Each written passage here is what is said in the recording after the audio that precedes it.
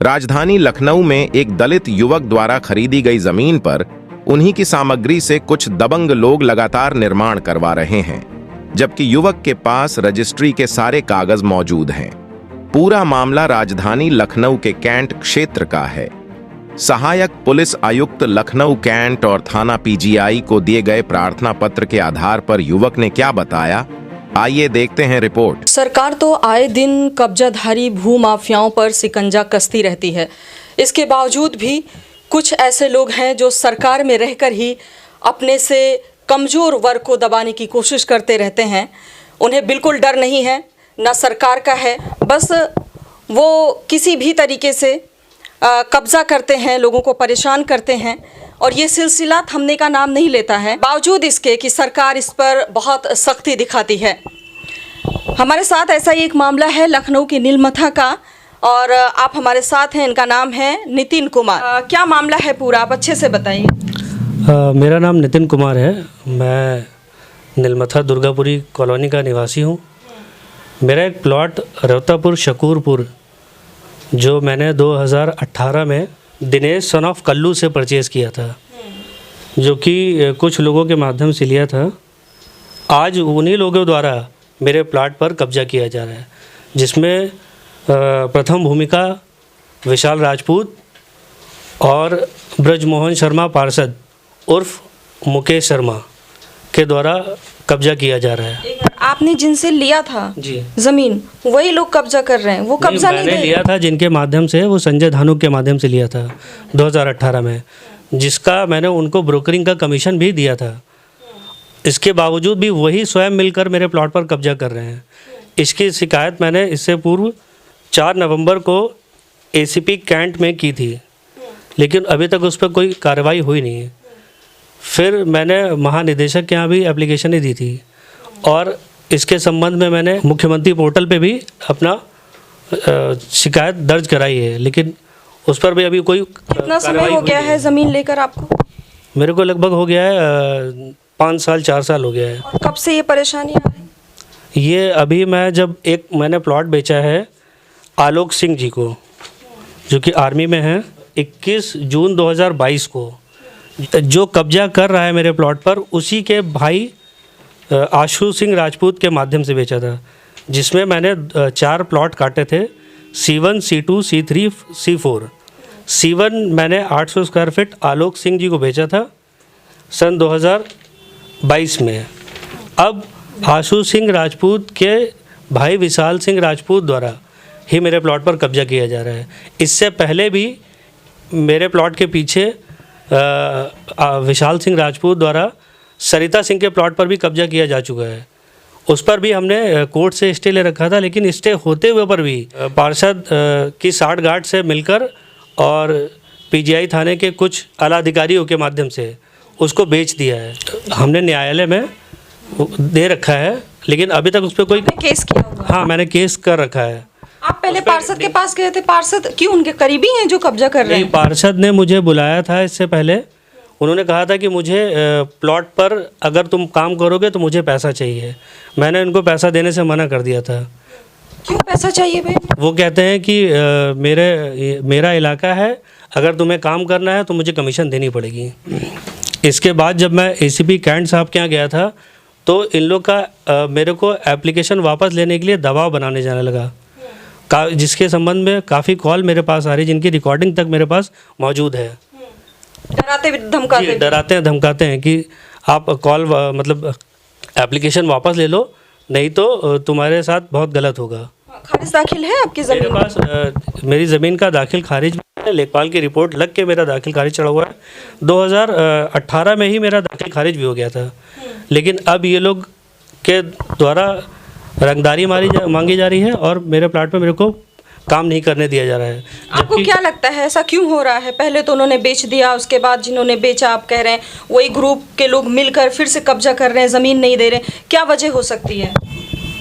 Ma'am, उन्होंने मेरे से मतलब डायरेक्टली कहा कि आप मुझे अगर पैसा देंगे तो ही काम कर पाएंगे, अदरवाइज़ मैं काम नहीं करने दूंगा। और मोहल्ले में जहाँ भी मकान बने हुए हैं, ये पार्षद के कुछ प्रतिनिधि हैं और इनके जो संयोजक हैं वो आते हैं और डराते धमकाते हैं कि यहाँ पर हम सारे मकान गिरवा देंगे, जबकि किस बात का पैसा देना है ये नहीं जबकि ये स्वयं उस प्लॉट पर 8-10 मकान इकट्ठा बनवा रहे हैं, जो कि वो ग्राम समाज की ज़मीन नाले की साइड की आती है और इन लोग द्वारा काम किया जा रहा है, लेकिन उस पर कोई भी कार्यवाही अभी तक किसी के संज्ञान में नहीं है। जबकि एसडीएम के यहाँ ये रिपोर्ट जा चुकी है, मेरे बयान तक हुए हैं, लेकिन उस पर कोई उचित कार्रवाई अभी नहीं है। तो कैंट थाना भी कोई संज्ञान नहीं है? नहीं, कोई संज्ञान नहीं ले रहा है इस चीज़ को। अभी मैंने इसमें कोर्ट केस के लिए मैं जा रहा हूँ, न्यायालय में मैंने अपना पक्ष रखा है, अब देखते हैं न्यायालय। और इससे 2-3 दिन पहले भी अभी मैंने जब प्लॉट पे गया था तो इन लोग द्वारा मेरे साथ मारपीट की गई है। हाँ। और मैंने 112 डायल की थी, बुलाया था उनको, उस टाइम पर ये सब चले गए थे। और मैंने चौकी प्रभारी जी को भी बताया कि सर यहाँ पर रेगुलर काम हो रहा है। जब आप कैंट थाने गए तो वहाँ से चौकी इंचार्ज का क्या रिस्पॉन्स रहा? क्या आपको आश्वासन मिला? कुछ तो बात हुई होगी। मैम, वो वहाँ पर कोई मेरी बात सुनने को तैयारी नहीं है। वो कहते हैं कि ये मेरा काम नहीं है। मैंने कहा सर, लेकिन आप कुछ टाइम के लिए उसको रुकवा तो सकते हैं। वो 2-3 दिन के लिए काम रुकवाते हैं और फिर जब मैं जाता हूँ मौके पर तो देखता हूँ काम स्टार्ट हो रहा होता है। जब मैंने एप्लीकेशन दी थी तो मेरे द्वारा बनाए गए पिलर खड़े किए गए थे, तब वहाँ पर मैं एप्लीकेशन दे के आया था। बना भी चुके हैं कुछ? हाँ, मेरे द्वारा वहाँ काफ़ी माल मटेरियल गिराया हुआ था। मेरे ही माल से ये लोग अपना मकान बनाना शुरू कर दिया है, उस पर मेरे मकान पर कब्जा चालू कर दिया है।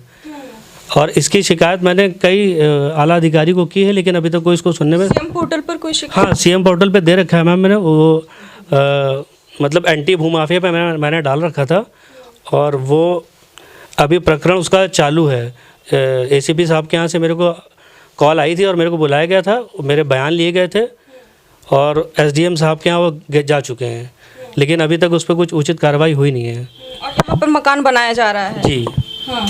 और इनके द्वारा पूरी तैयारी की जा रही है कि जब मैं जाता हूँ तो वहाँ ये लोग कहते हैं कि जब छत डाल लेंगे तो ये कुछ नहीं कर पाएगा मेरा, चाहे न्यायालय जाए चाहे। ब्रजमोहन शर्मा जी द्वारा इससे पहले भी कई लोगों को डराया धमकाया जा चुका है। ये लोग शारदा नगर में भी इलीगल काम कर रहे हैं, ब्रजमोहन शर्मा जी, वहाँ भी 10-12 मकान फर्जी तरह से बनवा रहे हैं। वहाँ पर कोई ध्यान नहीं दे रहा है इस चीज़ का।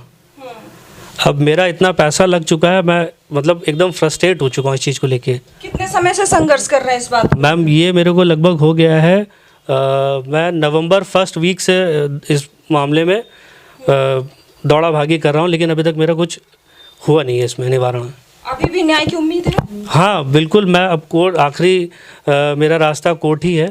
मुझे कोर्ट ही जाना होगा। मुझे मालूम है कि शायद यहाँ से कुछ नहीं होगा। मैंने हालांकि बोला भी था कि सर ये तो आप लोगों का काम है, कम से कम काम तो मेरा रुकवा सकते हैं फ़िलहाल के लिए। वो मैं जाता हूँ अगर एसीपी साहब के साथ, तो वो कहते हैं कि जाके आप स्टे लेके आओ। और उन्होंने मुझे 23 दिसंबर तक का समय दिया था उन लोगों को, विपक्षियों को, कि आप 23 तारीख तक कोई काम नहीं करेंगे। लेकिन 24 तारीख को मैं जैसे ही प्लॉट पे पहुंचा हूं, देखा मैंने फिर काम हो रहा है। और उससे पहले भी उन्होंने कोई बातचीत नहीं की है। बस मैं 2 दिन इधर उधर हो जाता हूं, ये लोग काम करना स्टार्ट कर देते हैं। जो पीड़ित है वो चक्कर लगाता रहे, वो कोर्ट के लंबे प्रोसेस में फंसा रहे, और जो भूमाफिया हैं, जो दबंग हैं, जो निडर हैं, वो इसी तरह से दूसरे के अपने से कमज़ोर वर्ग के लोगों पर कब्जा करते रहें। और उसमें न्याय के लिए, उसमें प्रशासन एक्शन के लिए इतनी देरी हो रही है, ये कहाँ का इंसाफ है? इस पर भी तो संज्ञान लेना चाहिए सरकार को। लेकिन आम जनता, जो आम गरीब लोग हैं, जिनकी ज़मीन कुछ करके, पैसे इकट्ठा करके, कैसे कैसे मशक्क़त से वो ज़मीन खरीदते हैं, और उन पर ऐसे दबंग लोग जो सरकार में रहकर वहाँ पर कब्जा कर रहे हैं और उस पर कोई संज्ञान नहीं ले रहा। प्रशासन क्या कह सकते हैं? इस तरह से बड़े स्कैम होते रहते हैं, तब सरकार को अंदाजा नहीं है, क्योंकि उन्हें पता है कोर्ट के इतने लंबे चक्कर लगाए तो यहाँ पर ये अपना पूरा कब्जा जमा लेते हैं। अब इसी तरह से जैसे ये भाई साहब पीड़ित हैं, इनका नाम है नितिन कुमार जी, तो इसी तरह से कितने पीड़ित होंगे जिनकी ज़मीन ऐसे ही कब्जेधारी कब्जा करके रखे हुए हैं, दबंगई करते रहते हैं, उन पर कोई एक्शन नहीं है, उन पर कोई शिकंजा नहीं है। सिर्फ न्यूज़पेपर और टेलीविज़न पर, अखबारों पर ऐसे दिखता रहेगा, सरकार संज्ञान लेती है, लेकिन इनकी आवाज़ कौन सुनेगा? हर तरीके से, हर तरफ से इन्हें असफलता मिली, हर तरीके से इनके साथ अन्याय हुआ, अभी तक न्याय नहीं मिला, तब ये मीडिया में आए। अब देखते हैं इस पर क्या एक्शन होता है। आप देख रहे हैं, आप भी सपोर्ट करें ऐसे लोगों को। इसकी भी तो जांच होनी चाहिए, ये गलत है या सही है, इसका हम कुछ नहीं कह सकते हैं। कथित तौर पर इन्होंने जो कहा उस मैं भी बता रही हूँ, और आपका भी अधिकार है। यहाँ पर कोई भी सरकार का सांसद, पार्षद, विधायक या मंत्री हो, न्याय सबके साथ एक जैसा होना चाहिए। आम जनता है, आम जनता को भी न्याय मिलना चाहिए। फिलहाल देखते रहें द दस्तक 24।